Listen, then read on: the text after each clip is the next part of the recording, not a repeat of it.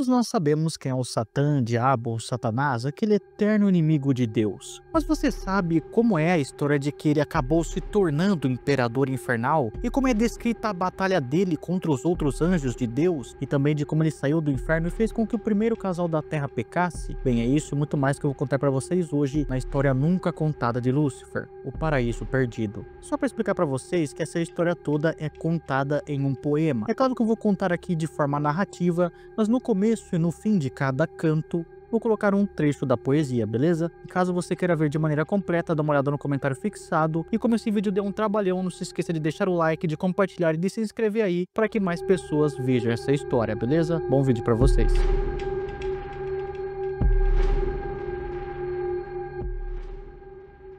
A justiça eternal tinha disposto para aqueles rebeldes este sítio. Ali foram, nas trevas exteriores, seu cárcere e recinto colocados, longe do excelso Deus, da luz empírea, distância tripla daquilo que os homens julgam do centro do orbe à abóboda estrelada. Oh, como esse lugar, onde ora penam, é diverso do céu donde caíram. Antes da Terra sequer parecer como conhecemos, existia apenas a escuridão. Lá entre essa escuridão, bem abaixo de tudo, existe um mar de fogo. Lá nesse mar está o personagem principal dessa história, Satanás, deitado nas águas de fogo. Não demora muito, ele levanta a cabeça e vê o seu segundo em comando, a quem antes era um belo arcanjo, mas agora está em uma aparência destruída. Esse era Beelzebub. No meio da conversa com Beelzebub, o Satanás lembra do que de fato poderia ter acontecido. Ele tinha se comparado a Deus. Por isso, ele com os outros anjos declararam guerra a Deus. A guerra foi colossal, abalou até mesmo o trono de Deus. Satanás e seus companheiros perderam e foram lançados, segundo dizem, 9 vezes o espaço que mede o dia e a noite para o inferno. Ainda assim, Satanás diz a Beelzebub que nem tudo estaria perdido. Ele nunca se curvará a Deus e agora, sabendo mais sobre a extensão do poder de Deus, os anjos rebeldes podem saber melhor como continuar a lutar contra ele em uma guerra eterna. Beelzebub até mesmo questiona por que eles ainda estariam existindo, que plano Deus tinha para eles, já que ele não os matou completamente, mas deixou suas almas e espíritos intactos. Tudo isso seria para sentirem dor no inferno? Satanás responde que Deus realmente queria puni-los, forçando-os a definhar no inferno pela eternidade. Mas ele diz que isso significa que eles nunca mais terão que obedecer a Deus. Na verdade, Satanás diz, eles devem trabalhar para instilar o mal em todas as coisas boas para sempre irritar Deus. Satanás e Beelzebub reúnem suas forças e voam do lago de fogo para um solo mais firme, embora ainda de fogo. Eles olham ao redor para o deserto escuro que é o inferno, e Satanás continua orgulhoso. Era melhor para ele reinar no inferno do que servir no céu. Eles veem seu exército deitado e confuso e vencido no lago de fogo. Satanás os chama e eles respondem imediatamente. Satanás reúne seus 12 mais próximos ao seu redor. Todos eles tinham formas de deuses de mitologias mais conhecidas. A música toca e as bandeiras voam enquanto o exército dos anjos rebeldes se torna atento, atormentado e derrotado, mas fiel ao seu general. Satanás diz para eles que eles até podem não saber exatamente qual a extensão do poder de Deus, mas agora eles sabem e podem examinar a melhor forma de derrotá-lo. Satanás então ouviu falar de um novo tipo de criação que Deus pretende fazer, um ser chamado homem. Eles continuarão a guerra contra o céu, mas o campo de batalha será dentro do mundo da humanidade. O exército bate os seus escudos com as suas espadas em alto acordo. Os anjos rebeldes então constroem um templo com a ajuda do arquiteto caído do céu, conhecido como Mamon. Também fizeram uma sala do trono para o governo e para o seu chefe. E tudo isso era maior que as pirâmides e até mesmo que a torre da Babilônia. Todos os milhões de anjos rebeldes então se reúnem no templo para um grande conselho. Os anjos então se encolhem e se tornam anões para caber lá dentro.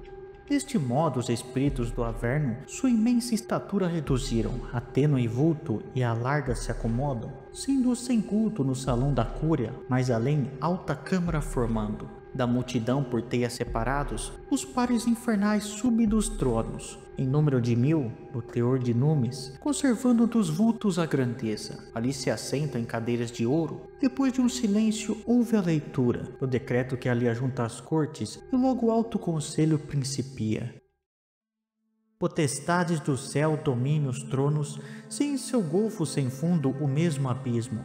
Nosso imortal vigor, posto que eu preço, segundo vedes embarcar não pode. Não julgo para nós o céu perdido, virtudes celestiais que se alevantam de queda tão tremenda, mas gloriosa. Mais fortes, mais terríveis que antes dela, não mais tem que tremer de outra derrota, confiando em sua inata valentia. Eu que por fixas leis, justiça eterna, o vosso chefe sou desde que existimos. Satanás então chamou todos os seus companheiros caídos para um conselho em seu templo, que ficava empoleirado no topo de um vulcão. Satanás então se aproxima para encorajá-los, dizendo que não precisam ter medo de cair novamente. Então pede sugestões sobre como combater os céus. Moloque se levanta e sugere guerra aberta no campo de batalha. Eles não teriam mais nada a perder, afinal de contas. Não existia pior inferno que este que Deus pode enviá-los se derrotados. Mesmo que Deus os matasse, certamente esse destino seria melhor do que viver no inferno para sempre. Então finalmente ele diz que mesmo que sejam derrotados, se não há vitória, ainda é vingança. Belial então se levanta e discorda. Mesmo que Deus pudesse matá-los, ele disse, ele nunca o faria. E eles podem não saber, mas podem haver piores infernos do que este que eles estão agora. É uma ação inútil de qualquer maneira, ele diz, porque Deus vê tudo e saberia exatamente o que eles estão fazendo. Belial sugere que eles fiquem no inferno e esperem que Deus ceda na punição, ou que eles, com o tempo, se acostumem com os vapores e a dor desagradável. Mamon se levanta e diz que nenhuma das ideias é realmente aceitável. Uma guerra aberta seria um exercício de futilidade, e mesmo que eles pudessem voltar ao céu, esse é um lugar onde eles querem passar a eternidade servindo? É melhor viver no inferno, onde a luz de Deus nunca interfere. Mamon sugere nenhuma guerra, apenas construir um reino onde ali estão. E com paciência, talvez um dia o tamanho do reino deles seja equiparável ao do céu. A multidão então aplaude o discurso de Mamon. Beelzebub então se levanta e diz à multidão que isso também não vai funcionar. Não há lugar onde Deus não reine, ele reina até aqui no inferno, embora a sua presença não seja vista tão facilmente. Então seria bobagem, segundo ele, falar sobre a guerra e paz quando eles serão eternamente opostos a Deus e seu reino. Quer gostem ou não, a guerra ainda não teria terminado. Beelzebub então lhes conta sobre uma nova raça que Deus criou chamada Homem. O homem não é tão poderoso quanto os anjos, mas é favorito e escolhido por Deus entre as criações. Beelzebub sugere que eles busquem vingança contra Deus, seduzindo o homem para o seu lado. Todos os anjos caídos concordam unanimemente com essa decisão. Satanás pede um voluntário para descobrir mais sobre essa criação nova de Deus, mas nenhum se oferece. Todos têm medo do abismo, chamado Caos, que fica entre o inferno e a ilha da terra. Satanás então diz que ele próprio irá. O inferno é descrito, então, ele tem uma geografia como a da terra, com rios e montanhas. Mas onde toda a vida morre, a morte vive e a natureza se reproduz, perverte todas as coisas monstruosas e todas as coisas prodigiosas. O inferno é tudo o que há de pior na natureza, desastres naturais, córregos e vulcões violentos, mares hostis e, é claro, escuridão. Satanás voa para os portões do inferno, onde ele encontra dois seres aguardando ele. Um é o pecado, metade mulher, metade serpente, com um grande grupo de cães do inferno uivando ao seu redor. O outro é a morte, uma grande forma negra que fica na frente de Satanás, bloqueando o seu caminho. Satanás o derruba jogando pestilência e guerra nele. O pecado repreende Satanás e diz que ele é a sua filha, nascida no céu quando Satanás pensou em se rebelar pela primeira vez. Mais tarde, eles eram amantes no céu, e ela e Satanás produziram a morte, que seria o seu filho, e a morte junto com o pecado teriam produzido cães do inferno que a cercam para sempre. Satanás diz a eles que está tentando sair do inferno para encontrar a terra. Se ele a encontrar e houver uma raça chamada homem, então os três poderão governá-la juntos, e a fome da morte nunca será saciada. O pecado então abre os portões do inferno que nunca mais poderá ser fechado. Eles olham para o abismo da noite e do caos. Satanás voa por um tempo na escuridão e então chega ao trono do caos e a sua consorte, a noite.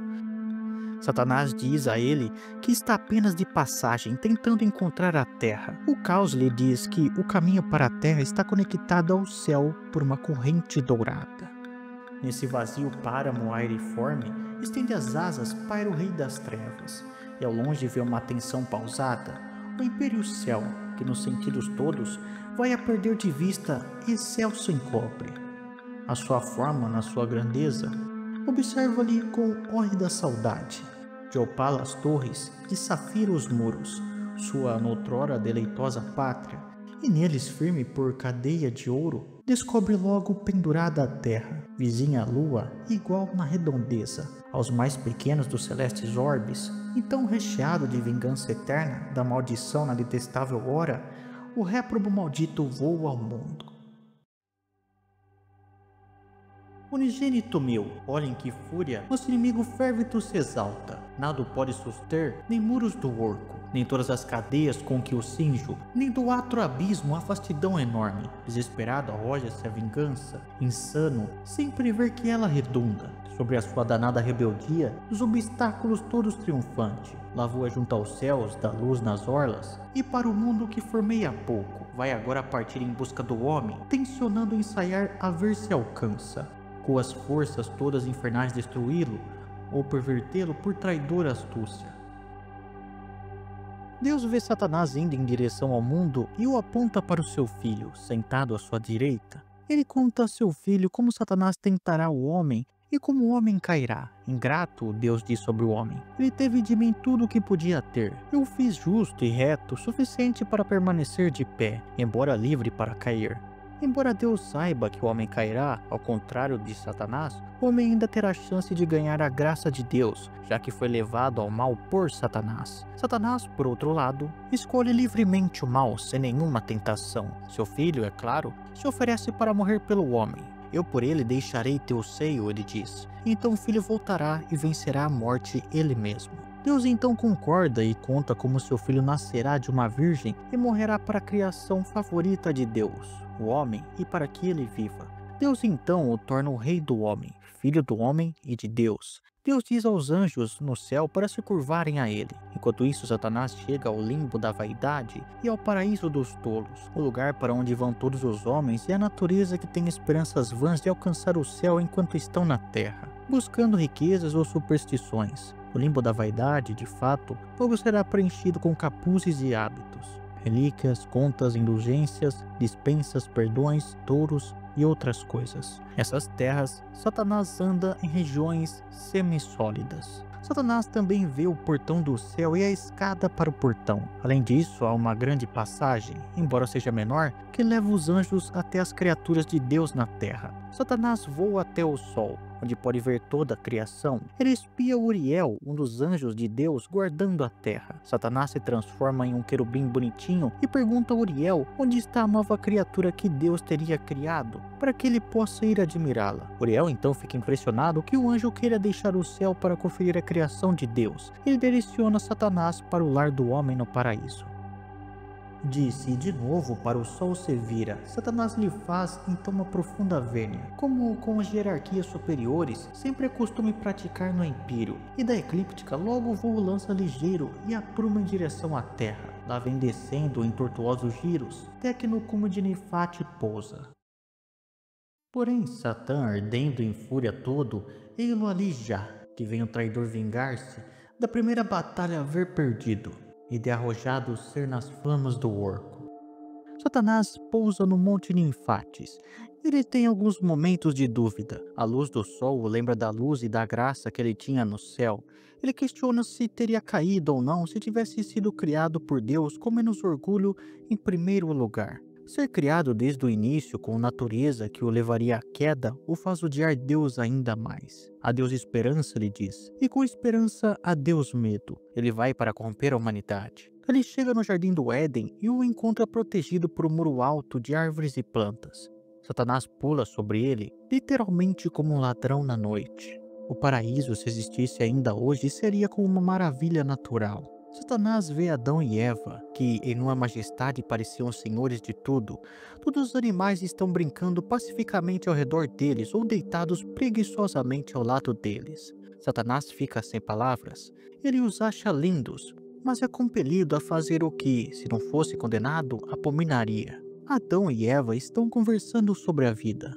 A deles é de alegria contínua e sensual. A única coisa que não podem fazer é comer da árvore do conhecimento do bem e do mal. Eva se lembra do momento em que foi criada pela primeira vez. A primeira coisa que ela fez foi caminhar até um lago onde viu seu reflexo, e uma voz lhe disse para quem ela estava olhando. Então ela conhece Adão, que ela percebe não era exatamente tão bonito quanto o teu próprio reflexo.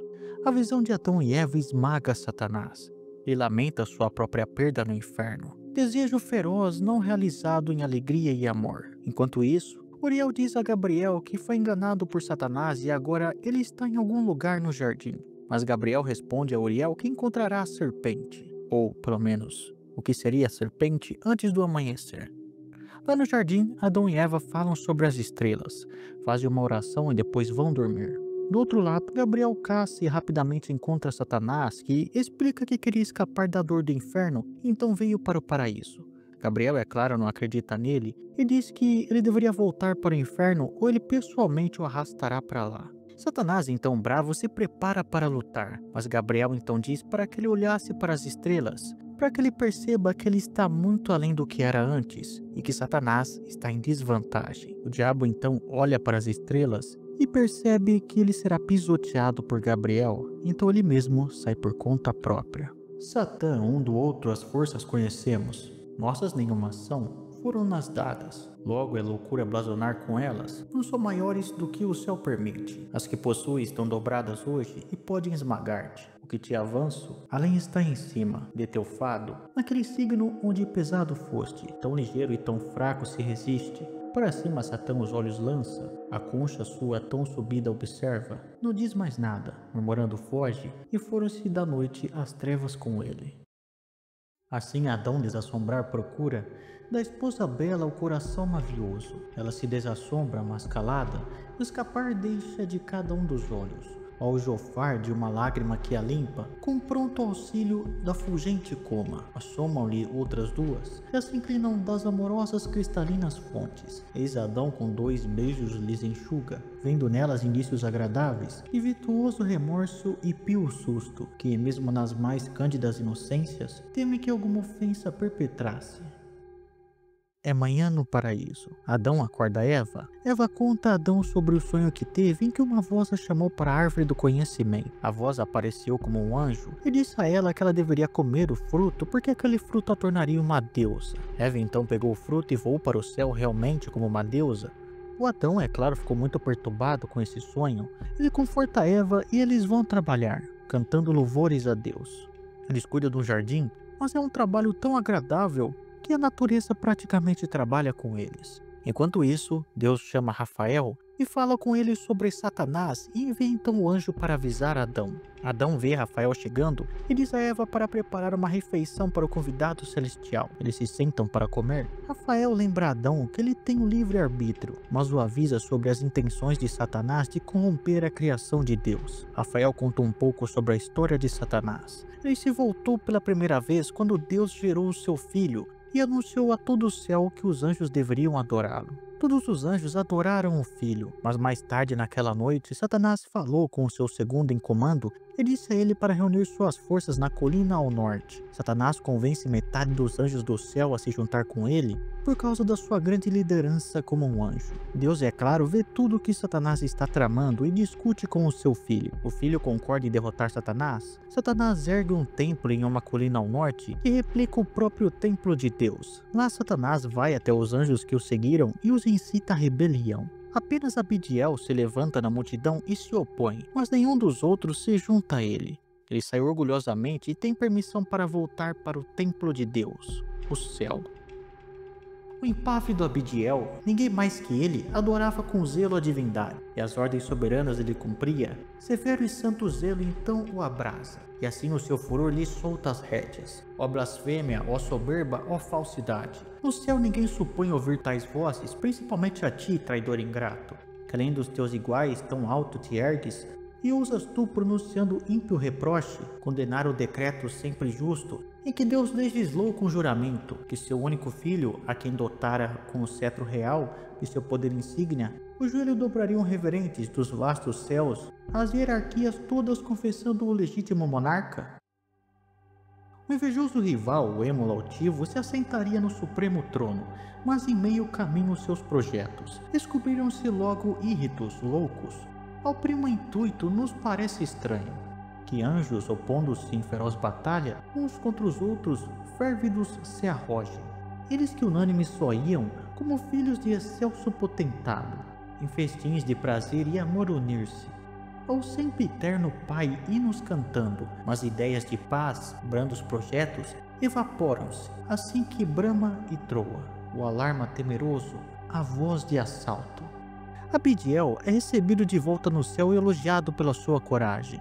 Deus então envia Miguel e Gabriel com o seu exército para derrotar o exército de Satanás. A batalha começa com um tremendo barulho. Logo Satanás e Miguel se encontram cara a cara. Eles duelam pela espada. Miguel balança sua espada, corta a de Satanás e corta o lado direito de Satanás. Satanás sente a dor pela primeira vez. Os anjos de Satanás correm para defendê-lo e levá-lo de volta para sua carruagem. Satanás logo se cura, mas seu orgulho é ferido. Ele deveria ser igual a Deus, mas aqui ele é derrubado por um simples arcanjo. Satanás e suas forças se veem derrotados por enquanto. Noite cai no céu e Satanás recua e convoca um conselho de guerra. Lá ele transforma a derrota em vitória. Se Deus era infalível, ele diz, porque os anjos caídos conseguiram sobreviver um dia inteiro e depois recuar? Porque eles não foram completamente esmagados? Se eles puderam lutar contra Deus por um dia, por que não nos dias eternos? Satanás sugere que eles retornem para a batalha no dia seguinte com armas mais poderosas que eles poderiam construir usando recursos naturais do céu, ou seja, pólvora e canhões. No dia seguinte, as forças de Satanás surpreendem o exército de Deus usando os canhões, e milhares de anjos bons são derrubados. Mas os anjos bons logo correm para a natureza circundante que tem ali no céu e começam a jogar as colinas reais de volta no exército de Satanás. Todo o céu está envolto em confusão. As colinas estão sendo arrancadas de ambos os lados e jogadas no campo de batalha. No terceiro dia de batalha, Deus envia o seu filho. O filho diz ao exército de Deus para relaxar. Ele cavalga em sua carruagem totalmente espetacular para enfrentar o exército de Satanás sozinho. Enquanto ele cavalga, as colinas assumem suas posições naturais e o céu começa a parecer normal novamente. O filho os ataca com raios. O exército de Satanás se vira e foge horrorizado. Uma brecha se abre na parede do céu e todo o exército de Satanás cai e desce em cascata para o inferno. O caos muito espantado e bombando sente elevar-se décupla desordem, em sua congênita anarquia e de hórridos destroços entulhar-se. Por fim o inferno, o galardão dos ímpios, da dor e mágoa habitação hedionda, cheio de eterno, devorante lume, abriu as amplas, famulentas fauces, sorveu-os todos e as fechou sobre eles. Livre de tanto horror, o céu exulta, dos muros tapa logo o aberto espaço, as delocadas luzes das cortinas, para seu sítio prístino rodando, único vencedor de seus contrários, volta o Messias no triunfante coche, e os santos silenciosas testemunhas de suas tão magnânimas proezas. Ao recebê-lo, partem jubilosos, insígnes palmas da vitória erguendo, e descantando em refugiantes coros o triunfo imenso do monarca ovante, herdeiro e filho da eternal deidade, empunhando igualmente o cetro augusto, porque o mais digno de reinar se mostra, entre cânticos tais pomposo avança, dos céus pelas diáfanas campinas, e chega breve o majestoso alcaçar, onde, no herdo sólio do universo, acha o potente Pai que à destra o assenta entre as delícias da inefável glória.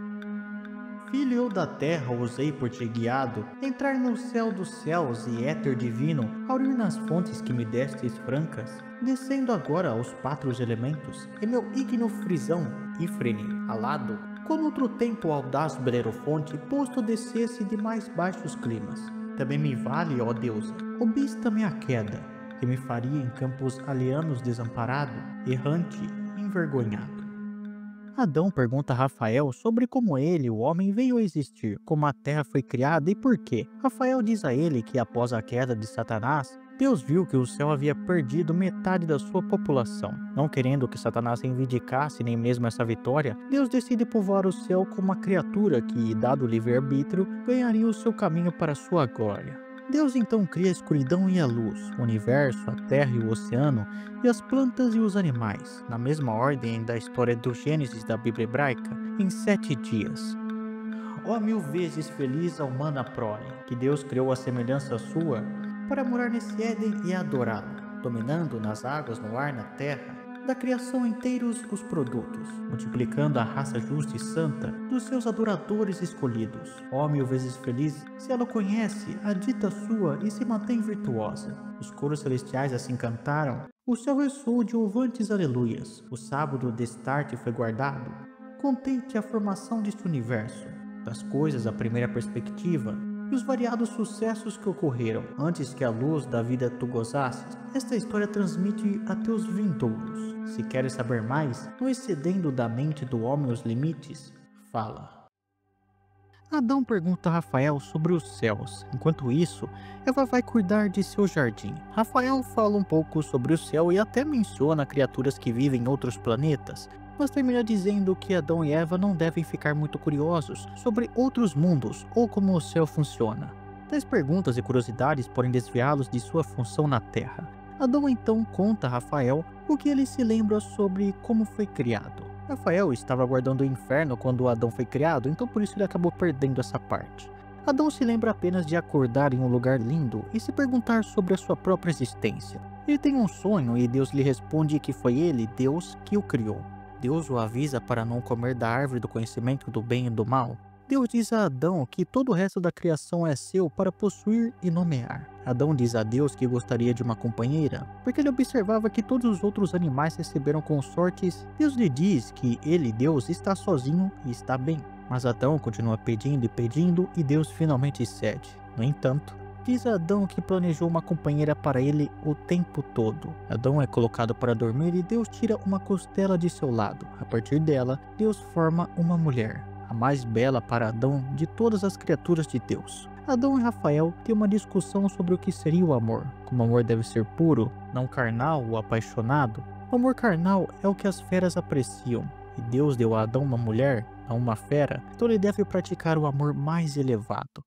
O anjo rindo e nas faces cor tomando, quando a da empírea, rutilante rosa, a cor de rosa que é de amor emblema. Assim responde, basta-te que saibas que nós nos altos céus somos ditosos, e que onde amor não há, jamais há dita. Quantos puros prazeres tu desfrutas, no corpo teu que puro fez o eterno, no mais súbito grau nós desfrutamos, sem os absterem membros nem junturas, mais fácil que doar porções diversas. Abraçam-se os espíritos e se unem, com íntimo instantâneo movimento, pureza com pureza misturando. Adeus, não posso mais, o sol transpondo o verde promontório espere das ilhas, vai pôr-se assim minha partida marca. Se constante e feliz de amar não deixes, mas Deus primeiro que é somente amado por quem restritamente lhe obedece. Guarda-lhe o seu preceito soberano, toma cuidado que a paixão demente não force o juízo teu ações que livre ele de modo algum de fazer o que quisera. De ti, dos filhos teus, dita e desdita,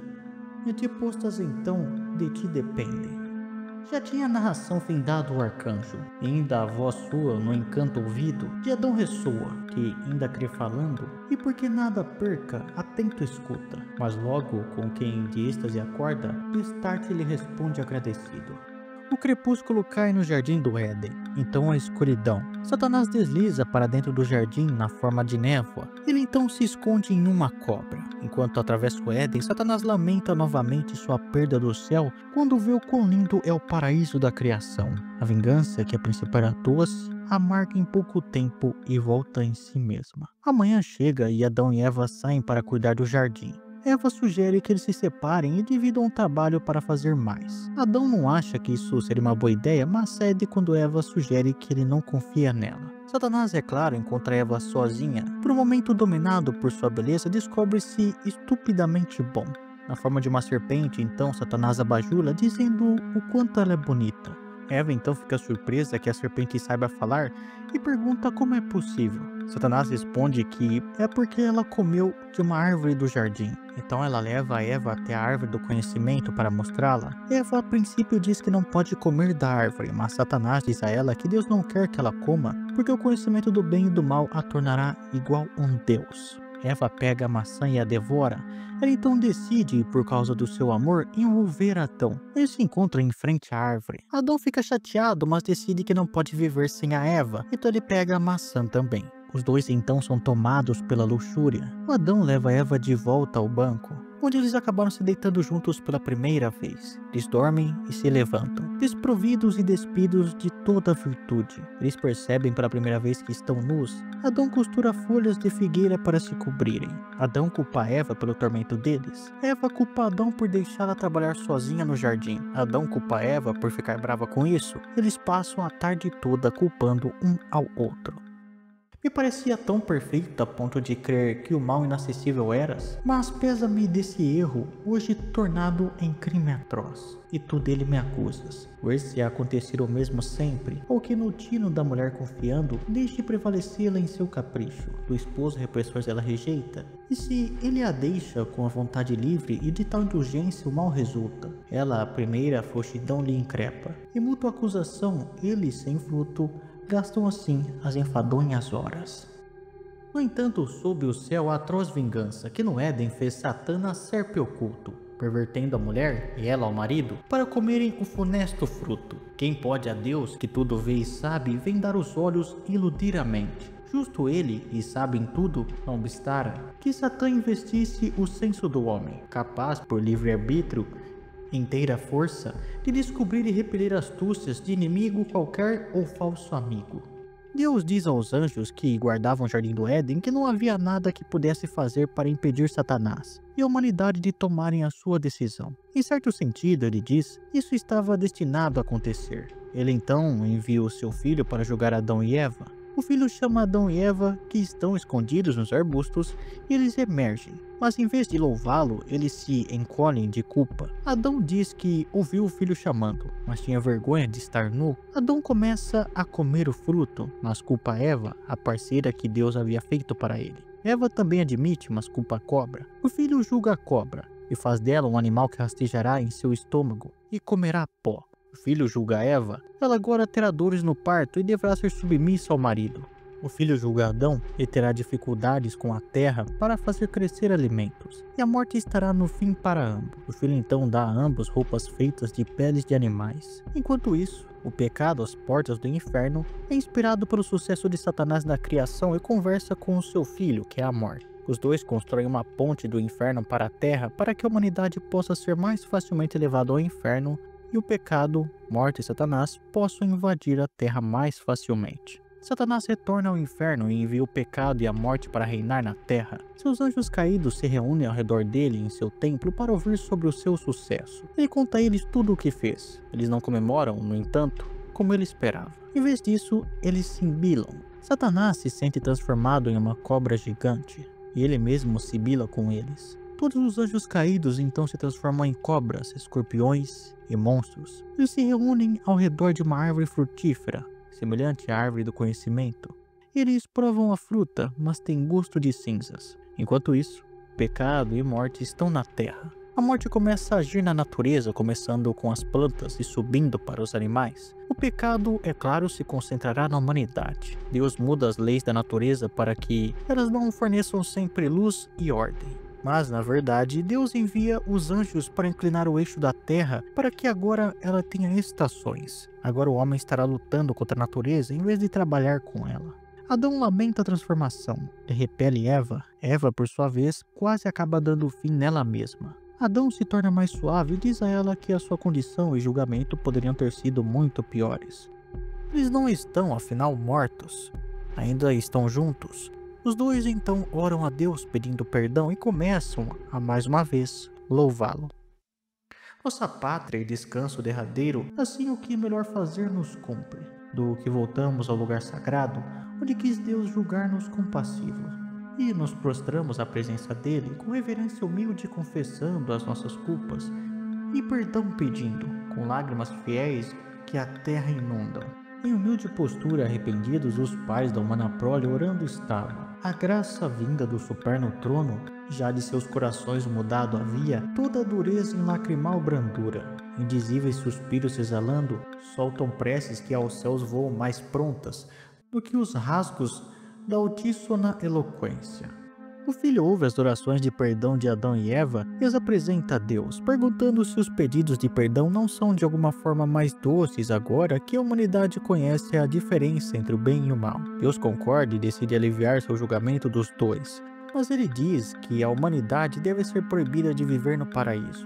Deus convoca um conselho para proclamar suas decisões e diz ao arcanjo Miguel para descer ao paraíso com um esquadrão de querubins para expulsar Adão e Eva. Adão e Eva concordam e Adão diz que talvez nem tudo esteja perdido. Eles então veem Miguel descendo do céu e ficam com medo. Miguel se aproxima de Adão e diz que ele e Eva devem deixar o Éden. Adão lamenta a perda do jardim, mas principalmente porque ele estará longe de Deus. Miguel responde que Deus está em todo lugar, até mesmo fora do Éden. Miguel então leva Adão a uma colina para mostrar a ele o que acontecerá com ele e sua descendência até o dilúvio. Ele mostra a Adão como toda a sua descendência será corrompida pelo pecado de Adão e demonstra contando a ele a história de Caim e Abel, a introdução da violência na humanidade. Miguel conta a ele sobre as outras maneiras pelas quais o homem morrerá: fogo, inundação, fome, comida e bebidas ruins e várias doenças. Adão pergunta como o homem pode evitar essas mortes horríveis e Miguel responde: